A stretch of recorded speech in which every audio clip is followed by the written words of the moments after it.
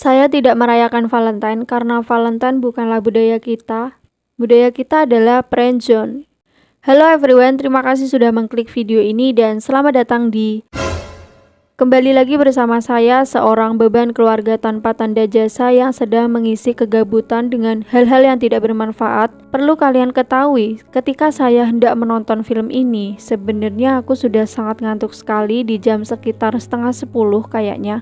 Namun karena mengingat ada deadline yang harus dipertanggungjawabkan, skrip habis, bahan editing sudah nggak ada, maka dengan sedikit terpaksa saya melawan rasa ngantuk ini untuk menonton film yang kurasa cukup membagongkan. Ketika saya mulai menonton, tiba-tiba mata ini langsung melotot dan gak jadi ngantuk. Yang aku rasa sebenarnya informasi seperti ini sangat tidak penting bagi kalian, dan saya mengatakan bahwa film ini berjudul The Privilege, kalau judul aslinya Das Privilege, tahun 2022 dari negara Jerman. Maka tanpa banyak cincong di awal, mari kita langsung saja ke pembahasannya. Tak lupa pasangkan handsfree di telinga, mantapkan posisi rebahan, sediakan cemilan renyah, and check it out.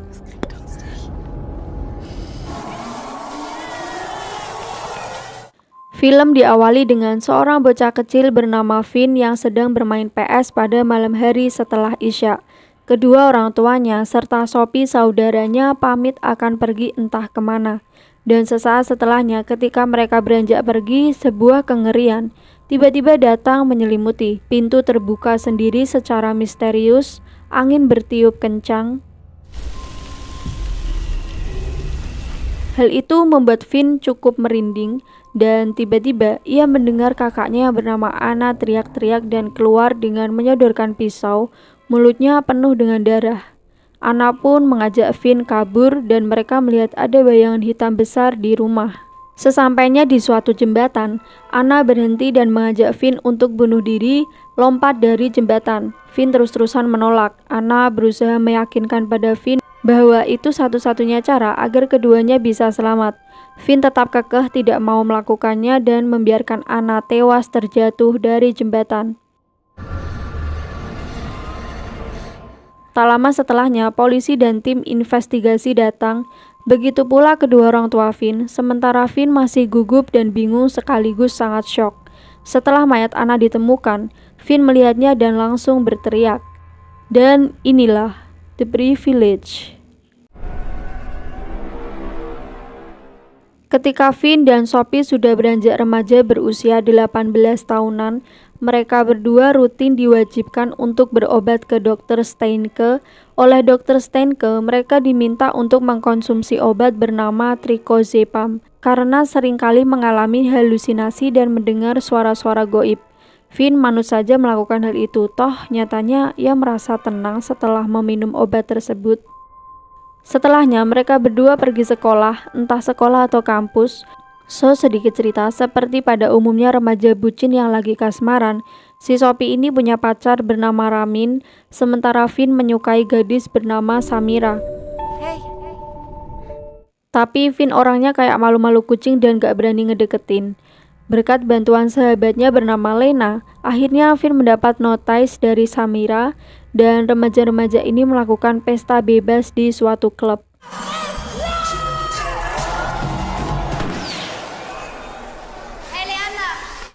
Seperti halnya klub-klub membagongkan pada umumnya, mereka di sana sangat bebas dan melakukan hubungan HS, apalagi Sophie dan pacarnya Ramin. Selain itu, ada juga yang menyukai sesama jenis, namun di sisi lain, Finn hanya berdiri diam melihat semua orang asik dengan pesta dan sesaat setelahnya, ia malah berhalusinasi kalau semua orang itu berdarah di bagian mulutnya. Ia kembali mengingat masa lalunya dengan Anna dahulu hingga akhirnya Finn pun pingsan. Pada keesokan harinya, orang tuanya bilang gini, Finn, kalau kamu punya masalah, coba bilang ke mama papa, siapa tahu bisa bantu. Dan akhirnya dia disuruh sama bapaknya buat jengukin kakeknya yang berbaring di rumah sakit. Di sana mereka ngobrol-ngobrol biasa dan tiba-tiba nanyain, Finn sudah punya pacar belum? Kayak gitu. Kan lebih enak kalau nih aku kasih duit, hitung-hitung buat ngurangin beban hidup secuil. Yang tentunya saat itu Finn menceritakan soal Samira. Pas pulang, gak sengaja Finn mendengarkan percakapan ayah dan ibunya yang membicarakan soal Finn, Sophia, dan Anna. Sampai pada malam harinya, Vin melihat kedua orang tuanya tengah melakukan ritual bersama Sophie dan dua orang lain yang tidak ia kenal. Vin mencoba melihat lebih dekat. Ritual itu menampakkan seorang nenek dan Sophie yang harus telanjang. Saat hendak mengkonfrontasi mereka, sesuatu tiba-tiba menghantam Vin hingga tak sadarkan diri.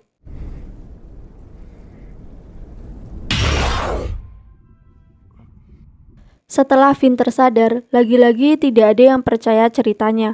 Baik ayah, ibu, dan Sophie sama-sama mengaku tidak melakukan apa yang dilihat oleh Vin. Jadi kayak yang apaan sih orang semalam aku tidur kok gitu misalnya. Keesokan harinya ia hendak melihat keadaan Sophie dan menemui ini. Pas dilihat ternyata itu semua hanya halusinasinya saja, sangat membagongkan. Anehnya, semenjak kejadian ritual itu, sikap Sophie mulai berubah, baik kepada Vin maupun Ramin pacarnya. Sophie mengaku bahwa dirinya agak gak enak badan dan suka marah-marah kayak cewek PMS. Dan ketika jam olahraga, tiba-tiba Sophie mimisan dan terjatuh.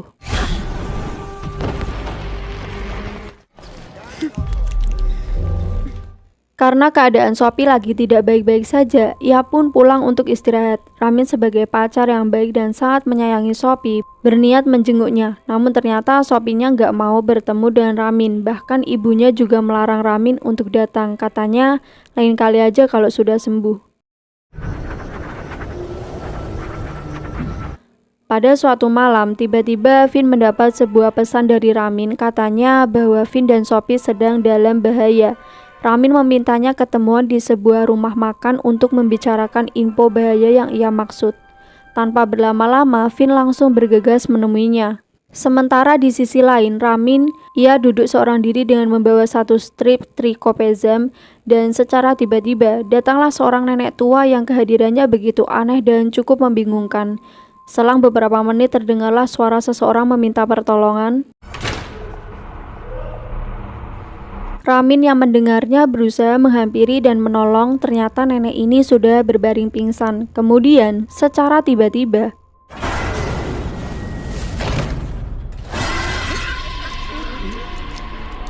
scene beralih ke Vin yang akhirnya datang dan menemukan satu strip trikopezam yang ditinggalkan oleh Ramin. Karena Vin tak menemui Ramin ada di sana, ia akhirnya berkeliling untuk mencari Ramin dan menemukan Ramin sudah terbunuh bersimbah darah di pencucian mobil sebelah rumah makan. Untuk kesekian kalinya, tak ada yang mempercayai Vin. Di situ polisi bilang kalau Ramin bunuh diri dan minum narkoboy. Padahal menurut Vin, Ramin itu dibunuh. Soalnya dia itu nggak pernah bilang mau bunuh diri. Bahkan ia nggak pernah minum narkoba. Mabuk aja nggak pernah.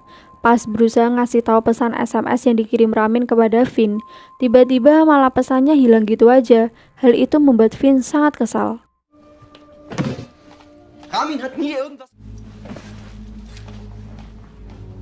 Sesampainya di rumah, Vin hendak meminum pilnya lagi. Di saat itu ia menyadari bahwa ada sesuatu yang aneh pada kapsul obat tersebut. Dengan bantuan sahabatnya Lena, Vin melakukan investigasi.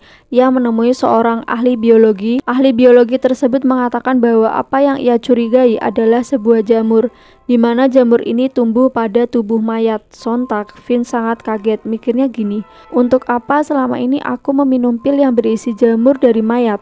Akhirnya, si ahli biologi tersebut menyarankan Vin untuk datang pada seseorang yang bernama Eliska Novak dengan memberikannya selembar kartu nama. Lebih mengejutkannya lagi, menurut pengakuan Eliska, ternyata jamur ini biasa digunakan untuk urusan ilmu hitam yang berhubungan dengan iblis. Di situ Eliska kayak melakukan eksorsis tipis-tipis pada Vin dan mengeluarkan semacam muntahan seperti ini. Katanya Vin dan Sophie dalam keadaan bahaya. Tapi Vin tak langsung mempercayainya dan pergi dengan marah-marah karena mendengar kekonyolan ini. Kemudian Lena dan Vin kembali ke sekolah dan membicarakan soal pil trikopezam. Pas tengah-tengah asik membahas soal pil trikopezam, tiba-tiba Samira muncul dan mengatakan bahwa ibunya juga meresepkan pil itu untuknya. Dan Samira juga mengajak Vin untuk belajar biologi bersama nanti malam berduaan. Anjim. Emang si Samira ini, dia ini kayaknya sangat berbakat jadi mbak-mbak Lontaiti. Singkat cerita, Finn menemui kakeknya yang hampir sekara. Di situ mereka ngobrol lagi. Finn menanyakan apakah setan dan iblis itu nyata dan bla bla bla. Dan setelahnya kakek harus dibawa ke ruang operasi. Sambil menunggu kakeknya dioperasi, si Finn tiba-tiba mengalami gangguan halusinasi lagi.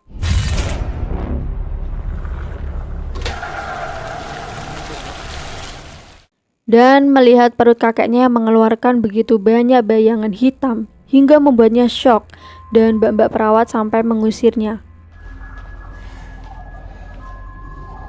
Operasinya berjalan lancar dan setelahnya Finn pulang. Lucunya dia lupa kalau ada janji dengan Samira tentang biologi, sampai-sampai Samira nyamperin Finn ke rumahnya. Padahal Finn memutuskan untuk melakukan ritual itu setelah beberapa kali berpikir. Orang tuanya pergi menjenguk kakek di rumah sakit dengan meninggalkan Finn, Samira, dan Sophie yang tengah sakit berada di rumah. Tak lama setelahnya Lena datang dan tak lama lagi setelahnya Eliska Novak dan anaknya juga datang. Samira yang bingung langsung disuruh diem sama Lena, udah lu gak usah banyak cincong. Kemudian sebuah ritual yang membagongkan dimulai.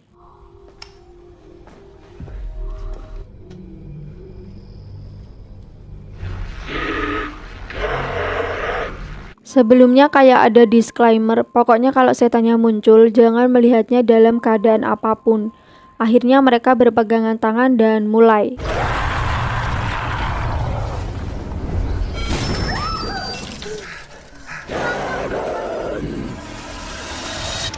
Pada saat ritual, Eliska sempat diserang oleh iblis yang menjaga Sophie dan ritualnya tak bisa diteruskan kembali karena tiba-tiba orang tuanya Finn datang dan mereka pun marah-marah.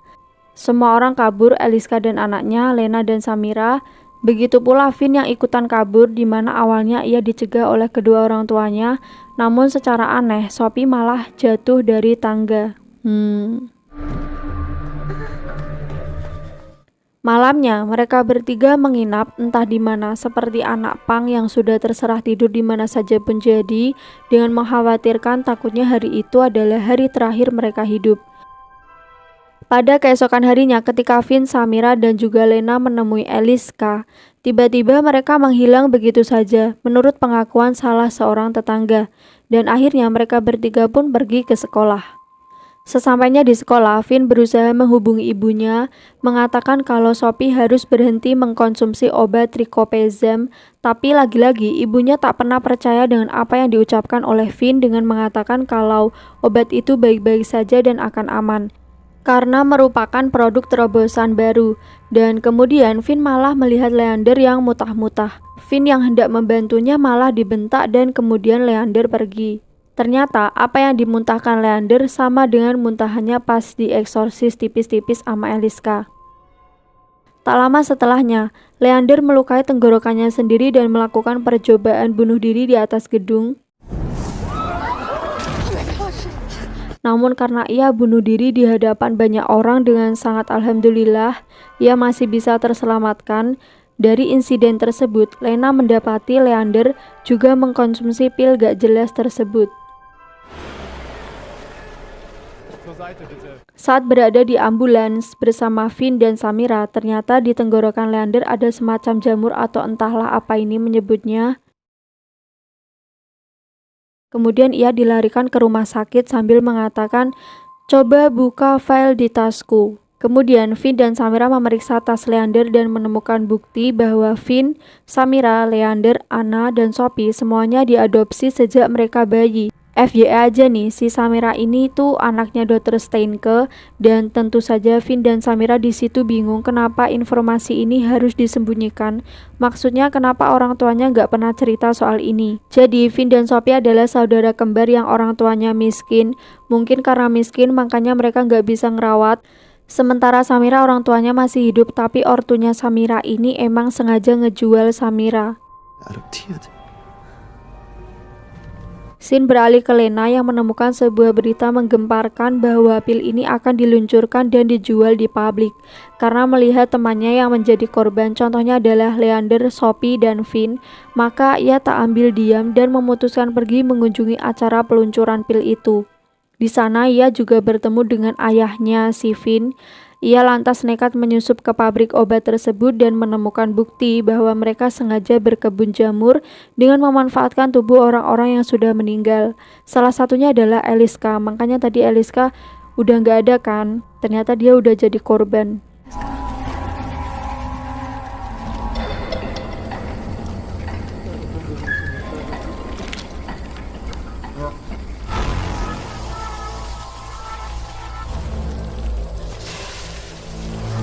Dengan rasa syok dan kaget, ia langsung cepat-cepat pergi tanpa ketahuan.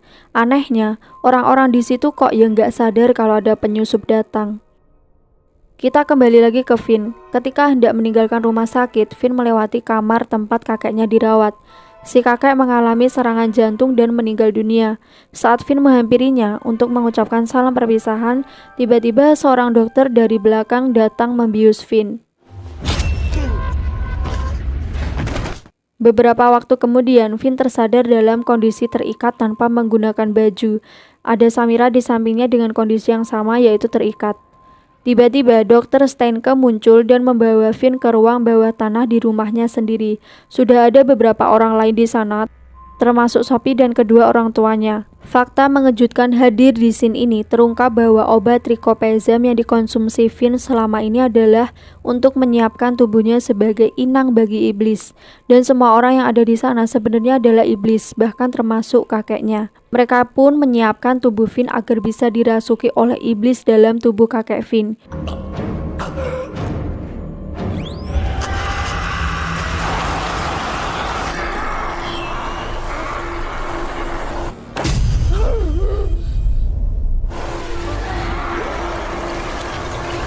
Sementara di sisi lain, Lena tiba-tiba datang menyelamatkan Samira yang masih terikat di luar dan langsung masuk untuk menyelamatkan Finn.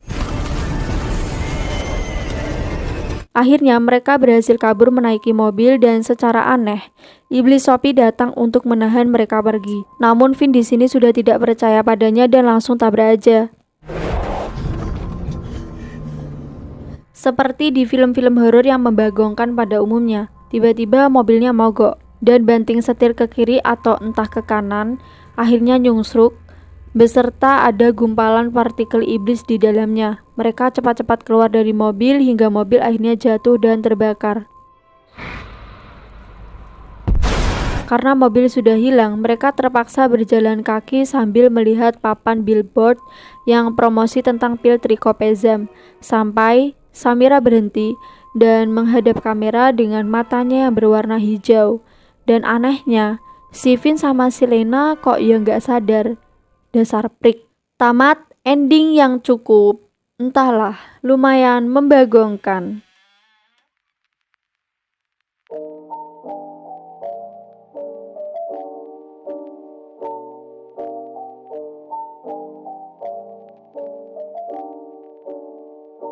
Jadi di ending ternyata iblisnya sudah masuk ke Samira tanpa Finn dan Lena sadari. Dan dari sekian banyak film maupun cerita mengenai hal ini, The Privilege menyajikan konsep ritual yang paling ribet sekaligus membagongkan. Aku nggak paham deh kenapa pas setan yang ada di tubuh kakek Finn mau pindah inang, itu kenapa setan yang lain juga ikut-ikutan keluar. Mereka bahkan tidak menyadari kedatangan Lena dan tidak buru-buru balik ke tubuh inang untuk menghadapinya terlebih dahulu. Entah aku yang gak paham atau penulis naskahnya yang gak ngerti konsep periblisan. Untuk horor, well, gak ada yang serem sama sekali sih menurut saya pribadi. So guys, sampai di sini dulu video kali ini. Makasih sudah nonton. Jangan lupa like, comment, subscribe everybody. Kami segenap tim MVT21 yang beranggotakan satu orang sekaligus sebagai Kang Edit, Kang Ngomong, Kang Nulis, Kang Riset. Pamit undur diri dan sampai jumpa. Bye bye. Tamat. Menyajikan konsep ritual yang paling ribet sekaligus membagongkan. Kali ini makasih sudah nonton. Kok aku gak lucu banget sih.